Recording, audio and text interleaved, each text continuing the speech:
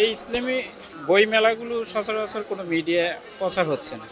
আজকে আপনাদের এই মাই টিভির প্রচারটা দেখে আমার কাছে ভালো লাগতেছে।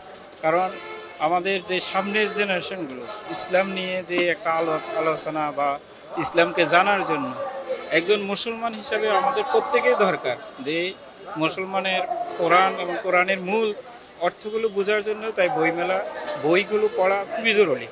এবং আমি আমার বাচ্চাদেরকে নিয়ে আসছি এই জন্যই যে তারা আস্তে আস্তে এগুলো বইগুলো পড়বে, ইসলাম সম্পর্কে জানবে, ইসলামের ধারণা থাকবে এবং ইসলামকে তার মনে প্রাণে আঁকড়িয়ে ধরবে। একজন মুসলমান, প্রকৃত মুসলমান, তাকে নামাজ অবশ্যই ফরজ, আর এই ফরজ কাজগুলো করতে হলে বই মেলার মাধ্যমে বইগুলো পড়তে হবে, পড়ার পর সে জানতে পারবে। আলোকিত সমাজ গড়তে হলে এই যে ইসলামী বই মেলাগুলো বেশি বেশি প্রচার করা দরকার এবং এই শহর পর্যায় থেকে শুরু করে গ্রাম পর্যায়ে এই বই মেলাগুলো যতই হবে ততই প্রত্যেকটা মানুষ ইসলামের আলোকে বইগুলো পড়বে, শিখবে, ইসলাম প্রচার হবে। একজন মুসলমান হিসাবে আলোকিত মানুষ হিসাবে এই বইমেলা খুবই জরুরি এবং বইমেলাগুলো সুন্দরভাবে থানায় পর্যায়ে ওই উপস্থাপন করাটা খুব জরুরি।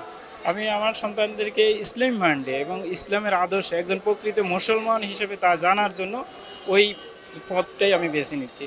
এবং কি কোথায় গেলে কি হবে, কোন বইটা পড়লে আমার ছেলে একজন ভালো একজন মুসলমান বা একজন আদর্শ মানুষ হবে, ওই বইগুলো। তাই এই জন্য ওটা নিয়ে আসছি যে ছোটদের প্রিয় রাসূল ওই গল্পে গল্পে বইগুলো পড়ার জন্য আর সামাইল তিরমিজি নেওয়ার জন্য আসছিলাম।